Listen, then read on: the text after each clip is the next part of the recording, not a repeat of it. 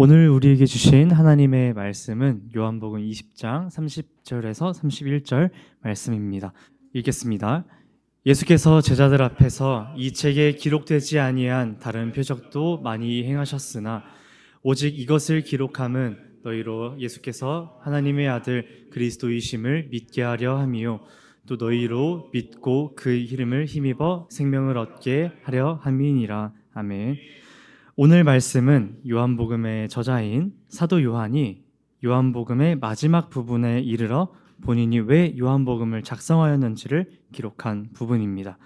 오늘 말씀 31절에 나와 있는 이 이유를 다시 보면 우리는 복음서가 쓰인 이유, 궁극적으로는 성경이 쓰인 이유를 확인할 수 있습니다. 다시 한번 31절을 살펴보기 원합니다. 오직 이것을 기록함은 너희로 예수께서 하나님의 아들 그리스도이심을 믿게 하려 함이요 또 너희로 믿고 그 이름을 힘입어 생명을 얻게 하려 함이니라. 아멘. 그가 말한 첫 번째 이유는 너희로 예수께서 하나님의 아들 그리스도이심을 믿게 하려 함이었습니다. 쉽게 풀어서 이야기하자면 예수님이 하나님의 아들이고 우리를 구원하신 분이라는 것을 믿게 하기 위해서였다는 거예요. 성경이 왜 기록되었고 우리에게까지 왜 전해졌을까? 이제 우린 이 질문에 대답할 수 있겠죠. 어떻게요? 예수님이 하나님의 아들 그리고 구세주라는 것을 믿게 하도록 성경이 적혀 있다. 두 번째 이유를 살펴봅시다. 그 이름을 힘입어 생명을 얻게 함입니다. 여기서 그 이름은 누구의 이름일까요? 예수 그리스도의 이름입니다. 우리가 예수님의 이름에 힘을 얻어 생명을 얻게 함. 근데 여기서 이상한 점이 있습니다. 우리는 지금 살아있잖아요. 근데 왜 생명을 얻어야 한다는 것이죠? 여기서 우리가 생명을 얻는다는 표현이 구원을 받는다라는 뜻이라는 걸 우리가 알아야 올바르게 이 말씀을 온전히 잘 이해할 수 있습니다. 그럼 이 말씀을 완전히 풀어서 다시 한번 말씀드려 보겠습니다. 왜 우리에게 성경이 주어졌는가? 예수님에게 힘을 얻어 구원을 받게 하려 함. 요한복음 20장 30절 31절 말씀이 우리에게 말하는 바는 바로 이것입니다. 성경이 쓰인 이유는 하나님과 예수님이 누구인지 그리고 우리가 구원받기 위해서 예수님께 힘을 얻어야 함을 알려주기 위함이다. 또한 우리는 31절의 한 표현에 주목해야 합니다. 성경이 누구를 위하여 기록되었나요? 라고 묻는다면 오늘 요한복음 31절은 이렇게 말하고 있습니다. 바로 우리를 위해, 우리로 믿게 하기 위해입니다. 또 너희로 믿고 또 기록하면 너희로 예수께서 이 부분에서 이 성경 말씀이 우리를 위해서 우리의 믿음을 위해서 작성되었다는 사실을 여러분들이 파악할 수 있으실 것입니다. 여러분 성경은 기록된 당시의 그리스인, 로마인, 중동 사람 그리고 다른 여러 사람들을 위해서만이 아니라 오늘 우리를 위한 것입니다. 그러므로 성경은 과거, 현재, 미래 어떤 지역이든지 그것들을 모두 초월하여 살아가는 모든 인류를 위해 주어진 것임을 여러분들이 기억하셔야 할 것입니다. 오늘 살펴볼 소요리 문답 제3문답은 성경의 내용에 대해 설명하고 있습니다. 다 같이 소요리 문답 제3문답을 함께 읽겠습니다. 제가 3문을 읽으면 그에 대한 답변으로 제3답을 읽어주시면 되겠습니다. 제3문입니다. 성경이 가장 중요하게 가르치는 것은 무엇입니까? 성경이 가장 중요하게 가르치는 것은 사람이 하나님에 대하여 믿을 것은 무엇이며 하나님께서 사람에게 요구하시는 본분은 무엇인가 하는 것입니다. 네, 요한복음 20장 31절은 우리에게 이렇게 말씀하십니다. 성경이 기록된 이유는 우리의 믿음을 세우기 위함이다. 웨스트민스터 소요리 문답 제3문답은 우리에게 이렇게 말합니다. 그 성경이 우리에게 가르쳐 주는 바가 있다. 지금부터 제3답을 분석해 보겠습니다. 성경이 제일 가장 중요하게 가르치는 것을 두 가지로 설명을 하고 있으니 하나하나 살펴보도록 하겠습니다. 먼저 사람이 하나님에 대하여 믿을 것이 무엇인지입니다. 로마서 16장 25절, 27절 말씀을 같이 한번 읽겠습니다.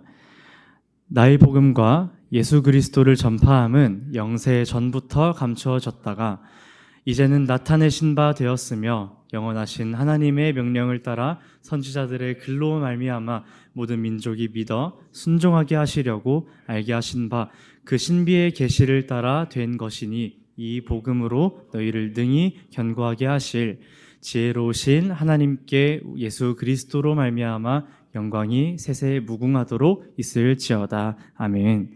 성경은 하나님에 대하여 말하고 있습니다. 성경은 성경이 기록된 이유에 관하여 스스로가 믿어 순종하게 하시려고 라고 말합니다. 결국 성경을 기록함의 이유는 하나님에 대하여 우리에게 말하여 우리가 하나님이 누구인지 알도록 한다는 것입니다. 성경은 하나님을 아는 것에서 그치지 않고 하나님을 알므로 하나님을 믿도록 하고 있습니다. 여기서 여러분이 집중하여야 하는 것은 성경의 목적이 알을 배제한 믿음이 아니라 알므로 믿음에 이르는 과정이라는 사실입니다. 베드로후서 1장 2절을 같이 한번 읽겠습니다. 하나님과 우리 주 예수를 알므로 은혜와 평강이 너희에게 더욱 많을지어다. 아멘. 믿음과 구원, 은혜와 평강에 이르도록 성경은 그저 우리에게 그것들을 위해 살아보라, 그것들을 위해서 나아가보라 라고 하는 것이 아니라 하나님을 하나님을 아는 지식이 믿음의, 은혜의, 평강에 이르는 유일한 길이다 라고 정확하게 말씀하고 계시다는 것이죠. 그러므로 여러분, 우리 기독교 신앙은 믿음의 이유도 목적도 없는 그런 맹목적인 신앙이 아닙니다. 혹여나 그런 신앙을 품고 계신다면 아무 이유 없이, 아무 느낌 없이, 아무런 목적도 이유도 없이 그런 믿음을 계속 품고 계시다면 여러분의 신앙은 하나님이 원하시는 신앙과 크게 다른 신앙입니다. 하나님은 우리 인간을 창조하실 때 자유의지를 허락하셨습니다. 그래서 우리는 자유를 통해 하나님께 나아갈 수도 있지만 반대로 죄를 선택할 수도 있습니다. 여기서 하나님이 기뻐하시는 신앙은 우리가 하나님께 받은 자유로 그 죄를 선택하는 것이 아니라, 죄를 선택하는 신앙이 아니라 하나님을 선택하는 신앙입니다. 그러한 신앙의 성장을 위하여 오늘도 하나님은 우리에게 성경 말씀으로 스스로를 가르쳐 주시고 있다는 것이죠. 성경 말씀을 통하여 하나님을 알면 우리는 하나님의 성품과 우리를 향하신 그 선하신 계획을 깊게 알아갈 수 있습니다. 그러한 알을 통하여 우리는 하나님의 일하심에 더욱 깊게 감동할 수 있게 되며 그분을 더욱 깊게 사랑할 수 있게 됩니다. 하나님을 사랑하는 마음은 결국 우리가 죄에서 떠나 하나님이 우리에게 명하시는 것을 하고 싶게 하며 행하고 싶게 하며 그것은 우리에게 자발적인 선행의 선택을 불러일으킵니다. 즉 하나님을 알려주는 성경을 통하여 우리는 지금까지 부담으로만 느껴왔던 우리의 삶의 의무, 성경에서 말하는 우리 삶의 의무를 누구보다 즐겁게, 누구보다 가볍게 감당할 수 있게 되는 것입니다. 여러분들에게 다시 여쭤보겠습니다. 그렇다면 성경은 누구를 위한 것입니까? 바로 우리를 위한 것입니다. 사람이 하나님에 대하여 믿을 것이 무엇인지가 성경이 가장 중요하게 가르치는 것 중 하나라는 것을 한번 살펴보았으니 성경이 가장 중요하게 가르치는 것 두 가지 중 또 다른 것에 대하여 이번에도 살펴보도록 하겠습니다. 하나님께서 사람에게 요구하시는 본분은 무엇인가 하는 것인데요. 이것은 무슨 말인가요? 바로 하나님은 성경을 통하여 사람에게 명령하고 계신다는 것입니다. 야고보서 1장 25절을 같이 읽겠습니다.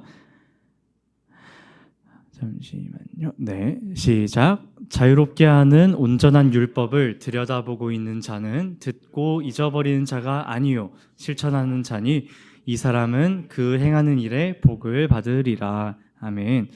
우리가 만일 성경을 읽고 위대하신 하나님의 일들, 그 성품에 감동하는 것에 그친다면 성경은 아무 의미도 없는 책이 될 것입니다.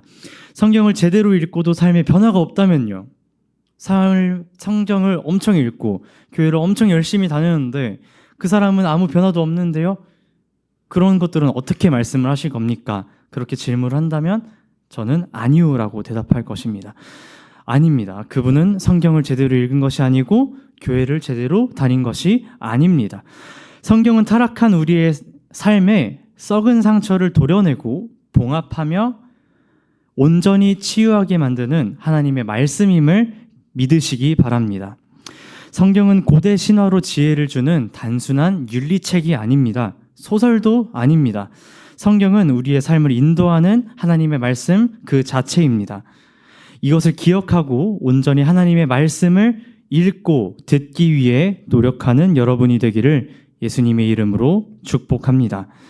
이처럼 그리고 웨스트민스터 소요리 문답 제3문이 말하는 것처럼 하나님의 말씀인 성경은 하나님 본인을 알게 함에 이어서 하나님께서 우리로 어떻게 살아가야 하는지 명령하신 바를 알게 합니다.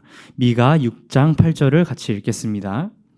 사람아, 주께서 선한 것이 무엇임을 내게 보이셨나니 여호와께서 내게 구하시는 것은 오직 정의를 행하며 인자를 사랑하며 겸손하게 내 하나님과 함께 행하는 것이 아니냐. 이 본문이 말하는 바는 이것입니다. 하나님이 우리에게 행하시는 것, 하나님이 우리에게 구하시는 것, 그러니까 정의를 행하고 하나님을 사랑함으로 하나님과 함께 즐겁게 살아가는 것을 어떻게 하여야 하는지를 하나님께서 우리에게 성경을 통해서 보이셨다는 것입니다. 그러므로 하나님이 보이신 그것이 바로 우리에게 놓여진 성경입니다. 또한 하나님은 단순히 하나님을 알면서 그치는 신앙이 아니라 그 신앙을 넘어서 우리에게 이렇게 명령하십니다. 야고보서 2장 26절을 같이 읽겠습니다. 시작. 영혼 없는 몸이 죽은 것 같이 행함이 없는 믿음은 죽은 말씀을 정리하겠습니다. 웨스트민스터 소유림답 제3문답은 우리에게 이것을 이야기하고 있습니다. 하나님은 성경을 통해 하나님을 알려주고 계신다. 둘, 하나님은 성경을 통해 하나님이 우리에게 요구하시는 삶은 무엇인지를 알려주고 계신다. 이 두 가지, 즉 하나님을 아는 지식과 하나님이 우리에게 명령하신 실천의 내용을 이 두 가지 내용은 분리되어 있는 것이 아닙니다. 오히려 동시다발적인 것입니다. 성경에서 알려주는 하나님의 지식을 통해 하나님을 알면 하나님을 사랑하게 됩니다.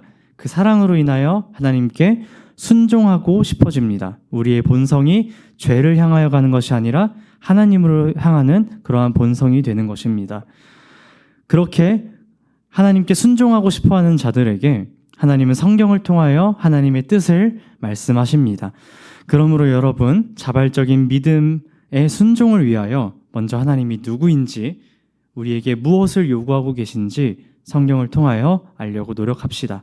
억지로 어떤 유익도 없이 행하는 울며 겨자 먹기식 믿음의 행위에서 한 단계 더 성장하는 우리가 되기를 예수님의 이름으로 축복합니다. 그러기 위하여 여러분이 반드시 회복해야 할 삶의 자세는 성경의 말씀을 그저 대충 읽는 것이 아니라 진지하게 읽는 것입니다.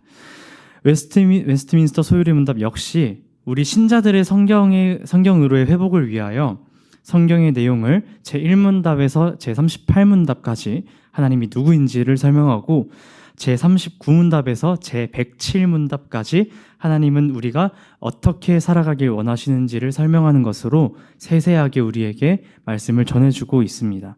앞으로도 웨스트민스터 소유리 문답을 파헤쳐 보다 보면 여러분들은 하나님에 대한 지혜와 이해가 더욱 깊어질 것이고 그 유익으로 하나님의 새 율법, 예수님의 새 율법에 맞춰 살아가는 즐거운 삶을 살아가게 될 것입니다. 그러므로 여러분, 더욱 하나님의 말씀을 귀히 여기고 더욱 깊게 음미하시기 바랍니다. 그런 노력 속에 하나님께서 반드시 여러분의 삶을 인도하실 줄을 믿습니다.